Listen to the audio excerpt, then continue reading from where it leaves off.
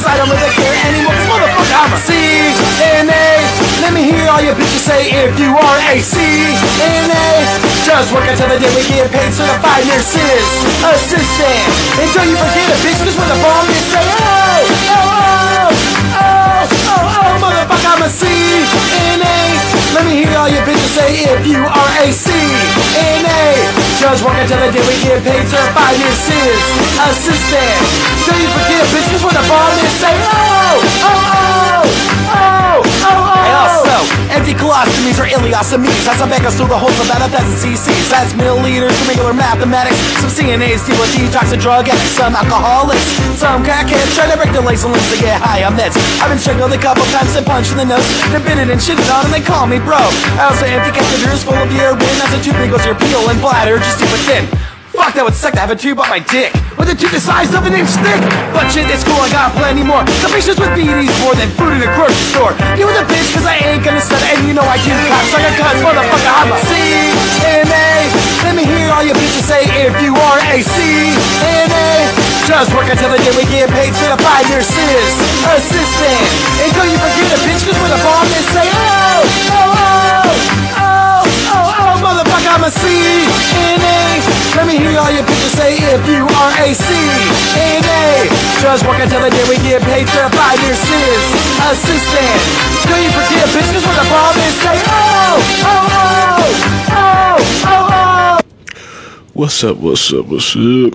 What's up, everybody? Welcome back to PSA from a CNA. I am your host with the most, the blessed and highly favored Frank with a pen here.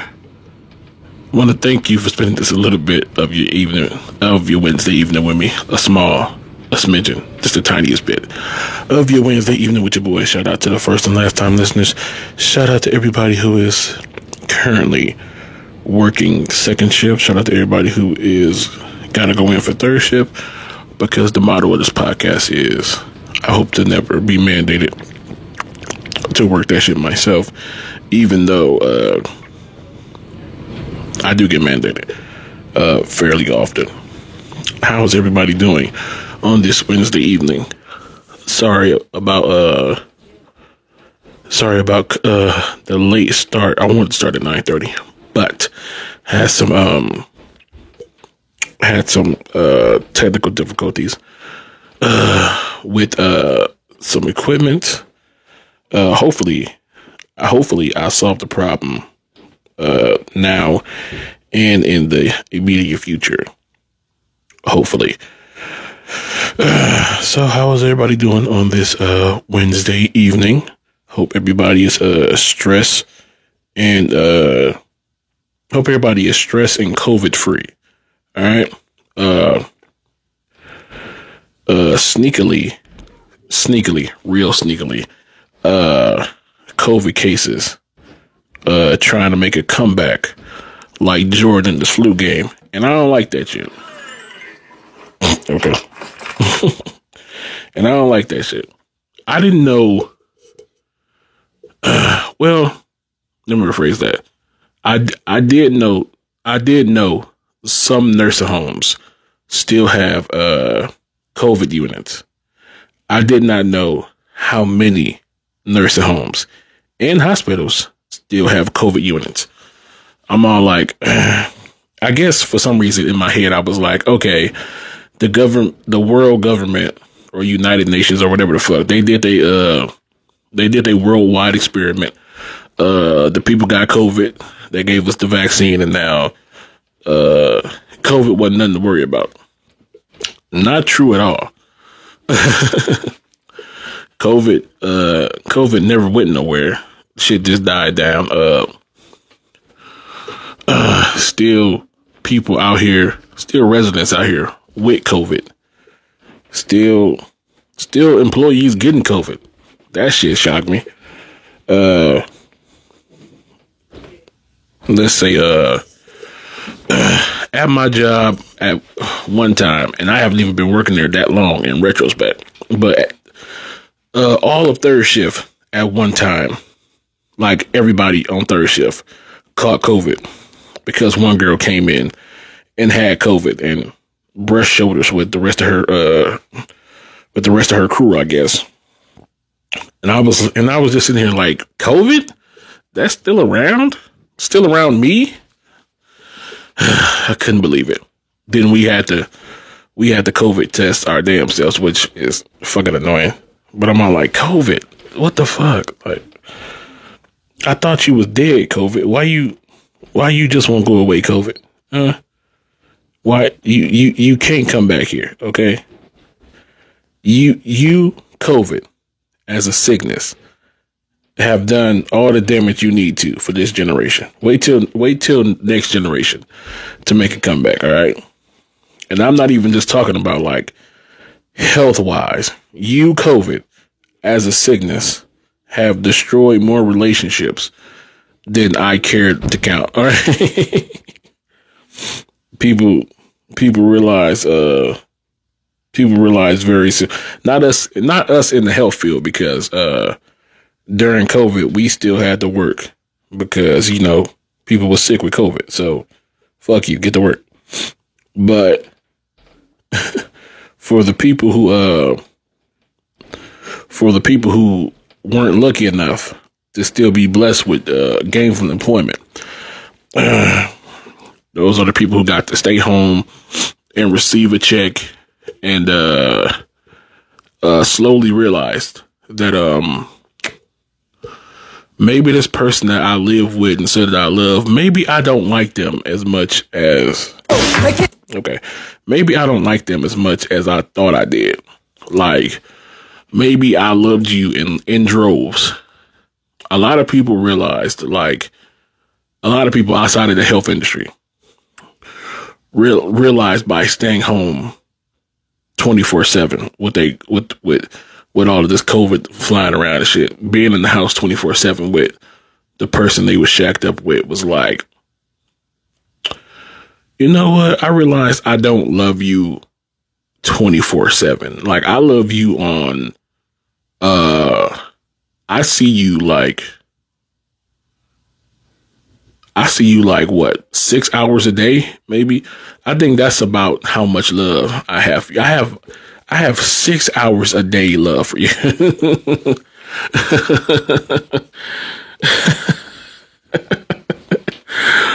Oh shit. And once that pandemic was over, boy, them relationships were straight up out the door. Hilarious. Fucking hysterical. Shit. COVID did what COVID did for relationships in about 2 years. What usually takes most relationships about 8 or 9 years. This went ahead, condensed all that shit down into the 2 years that we had lockdown. And just went ahead and ended those marriages, cleaned up those so-called relationships. Let's just go ahead and we can breathe now, and we can go our separate ways, because you as a person, I learned during this lockdown, is just fucking awful. I can't stand the sight of you. Like, you breathing so much is irritating my spirit to like the umpteenth degree. Shit. But yeah, y'all be safe out there. COVID is still out there, and you can catch it and get sick and partially die. Lungs wise, at least. Who the fuck knows? Or however your immune system works, who the fuck knows? So something exciting and kind of terrifying happened to me this week at work. So if you've been following me for a long time, since I started this shit, you know that I've been in this CNA game, this nursing assistant game, for a long time. This week though, I popped a cherry, so to speak. I experienced my very first resident having a stroke. that was as terrifying as you think it would be. I was dealing with another resident, right? I was in a room taking care of a problem, and I'm talking to a coworker while doing that. So we step out into the hallway. I look swiftly down the hallway for some reason, and all I see is a resident shaking violently in their wheelchair. I'm all like, oh. Now, I've never dealt with a stroke in real life. This is my first stroke. This is my first resident having a stroke I've ever dealt with. But I know the signs of a stroke. So when I first saw them, I'm like, oh shit, they're having a stroke. So I ran down the hallway, did all the things that I'm supposed to do. My coworker was timing it. I'm sitting there and making sure she don't like choke on like her tongue and all this other shit. Once the convulsions calmed down, they tasked me, of course, with lifting her limp, motionless body back to her bed. Which I was like, okay, well this feels weird, because this just feels like I'm hauling this feels like I'm hauling a dead body just back to the bed. But luckily she was alive, and after a few minutes she came to. She came back to herself, and I gave her a range of motion test. You know what I'm saying? Wiggle your, raise your hands, wiggle your fingers, move your feet and your toes for me, all that shit. But it was like, woo. At first, like, I didn't panic like most people do the first time they see a patient having a stroke. Like, it's some people panicked, and then like afterwards, like I was straight, because I'm like, okay, I think she's gonna be fine. So ain't no reason to get like distraught or nothing like that, because I've been around people who dealt with like stroke or heart attack patients, and then at the end of dealing with it, they just crying and all distraught, and I'm all like, you still have like hella residents to take care of, like. And that's low key like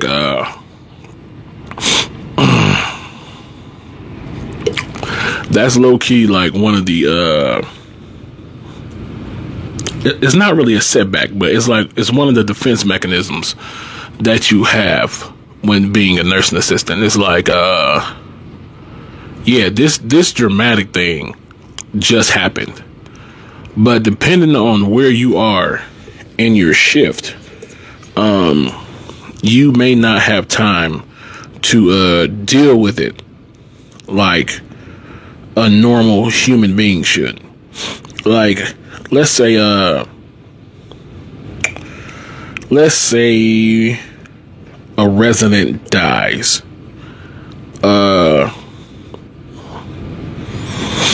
Matter of fact, let's say your favorite resident dies.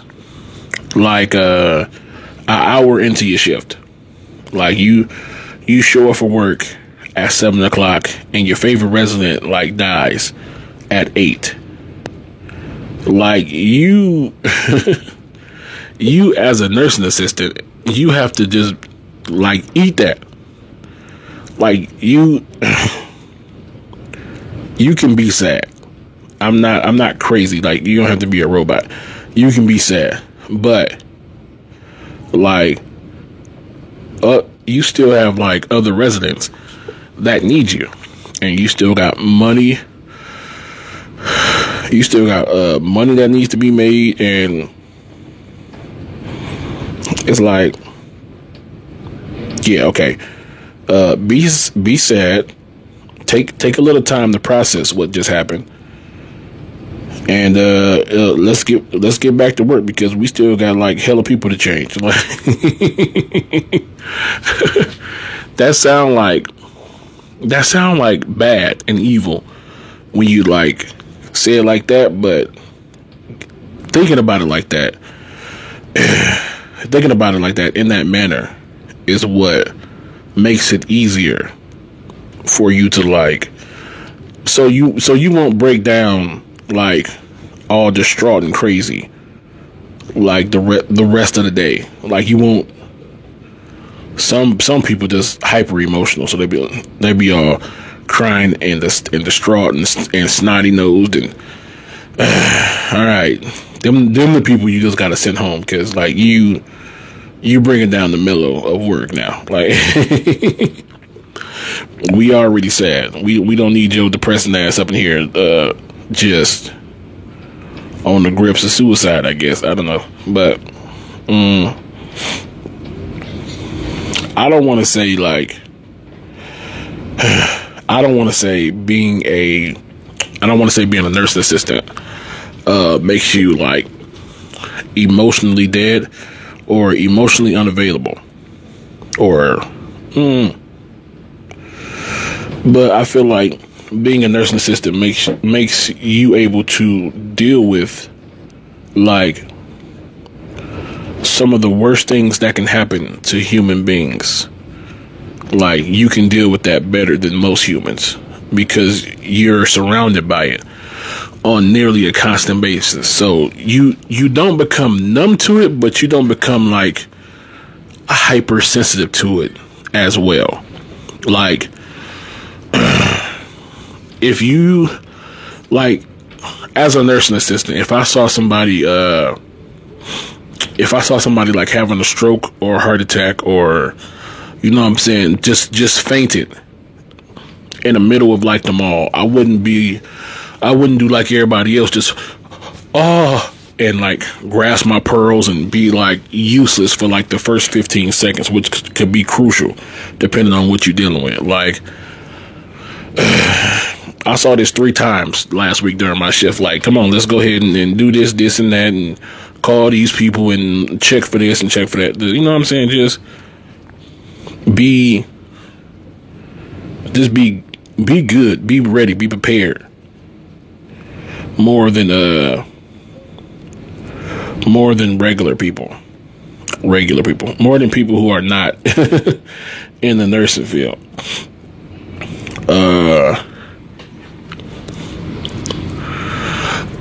As you say, truth. I react to situations and start going to work. Start going to work in emergency situations, even outside of work. Yeah, you kind of like saying you numb to the situation sounds bad, but you kind of be like used to it. Like I'm not phased by this traumatic event that's happening. Even though like we get it. Most normal humans, if they just saw like a seemingly healthy human like fall to the ground just like out of nowhere, they probably freak out. And rightfully so, because that's not something you're used to seeing. You're used to seeing people like walk upright, like healthily. But me, I'm like, okay, so something is wrong here. Let's go ahead and do this and do that. And you call these people and you go get this and you go get that. Like you're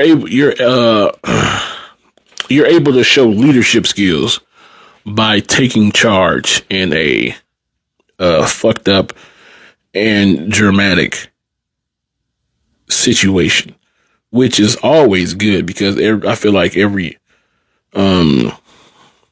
situation needs someone with a cooler head who's not like freaking out and crying hysterically. Just we all know those people who are just like useless in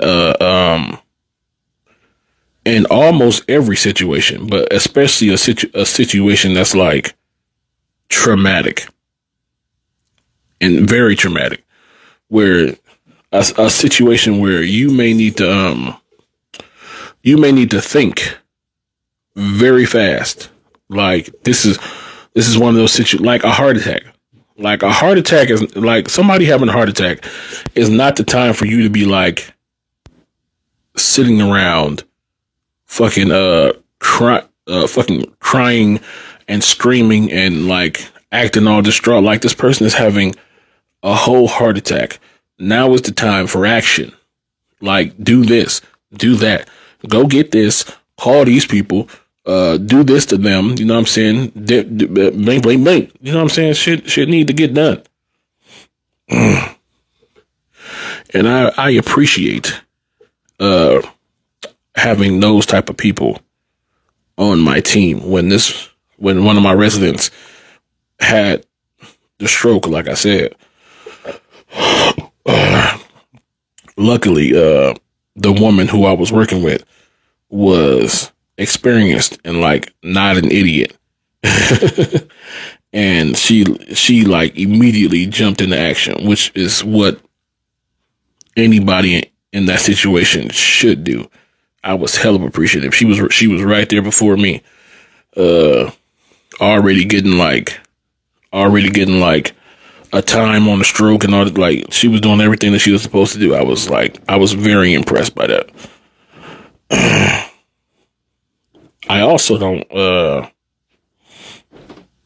after it was over, I was like, well, I've went 10 plus years, well, almost, I think it's 10.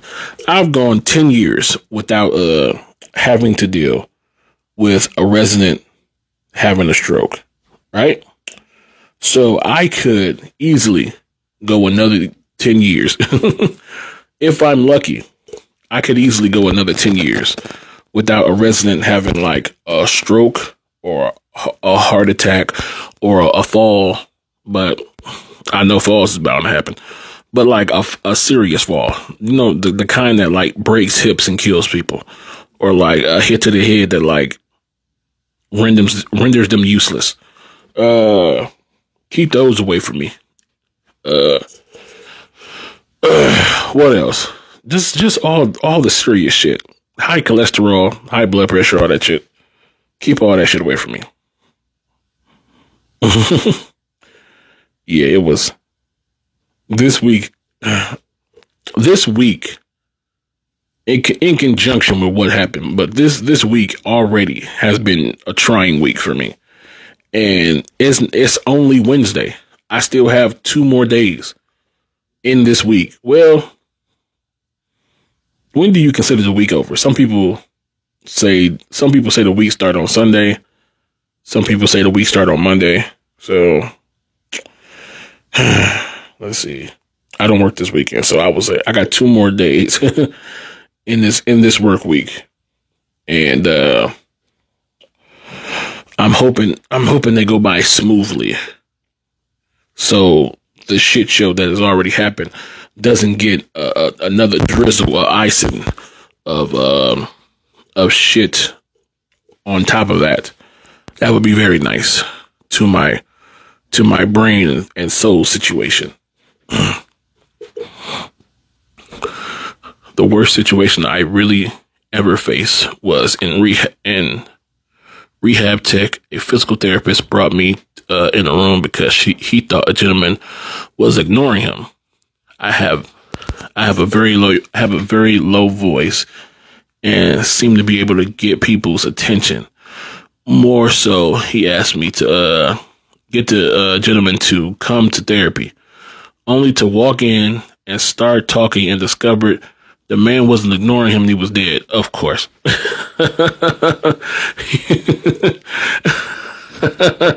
First of all, Molly, that's, you know what's fucked up? The story itself is not fucked up because you walked in and found somebody dead. Here's what's fucked up and what's hilarious. And how I know that we as nursing assistants all go through the same thing. That's not the first time I've heard that story. It's almost flabbergasting. As a person, Like physical therapists go to college, right? I'm assuming, like they have a college degree of some sort or a certificate. Who the fuck knows how you become a physical therapist? I thought you had to go to college, but maybe you go through a program like becoming an RN or LPN or some shit. But before I started being a nursing assistant, I assumed that physical therapists were smarter than they are, right? You would be surprised how many stories I've heard where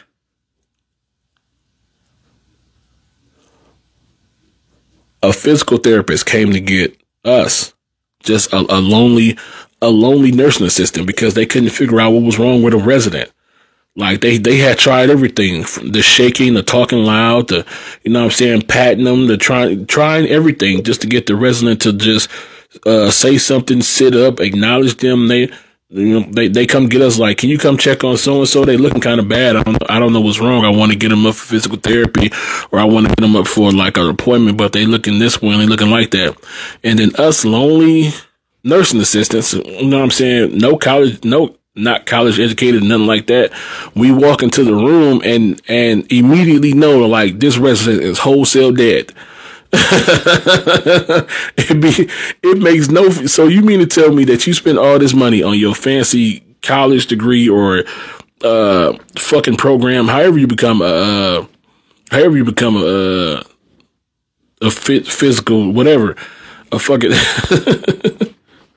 a fucking therapy tech or whatever the fuck, and you didn't notice that this person was dead? This person is dead. You want me to come in here and perform a miracle? You want me to bust a Jesus up in here? I can't. This person is dead, and I'm surprised you didn't see that with all of your training in school and student loan debt. Like, what the fuck are you doing right now?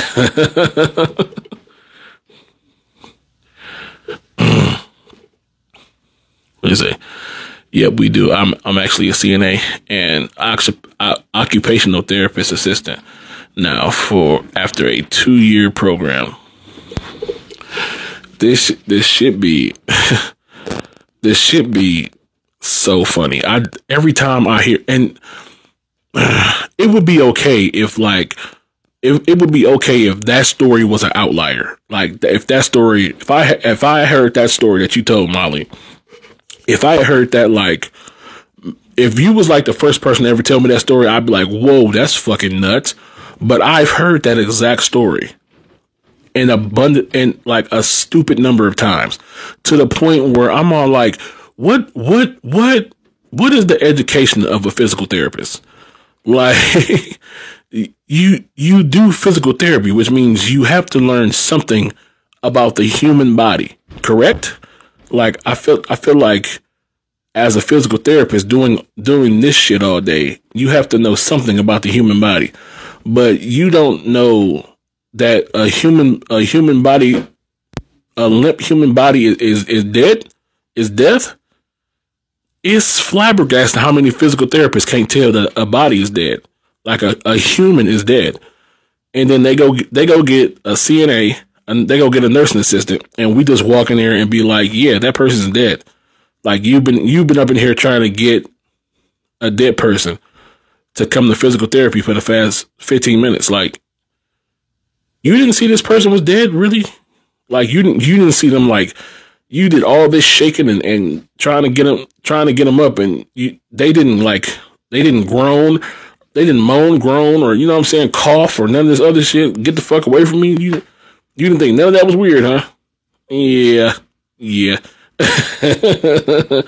Physical therapies make me chuckle sometimes. I think all the therapists should. Oh shit, what's up, Betty? How you doing? I think all therapists should have to be CNAs first for hands-on care. Assistants do 2-year programs, but nowadays therapists themselves have to go for a PhD. That's a lot of schooling. That is a lot of schooling. A PhD, that is a lot of schooling for you not to know that a human is dead. That is a lot of fucking schooling for you not to be able to tell that your whole resident is not with us anymore. Like that shit is that's a abundant amount of money that you spent on that piece of paper to not be able to tell that that resident is wholesale dead. Like what? I'm not saying that your school failed you, because that would be rude. I will say that maybe you didn't pay attention as hard as you were supposed to, because you should be able to tell that a human is dead. I feel like that's not like, it's not expecting too much to be like, to tell that this human is not with us anymore, especially you.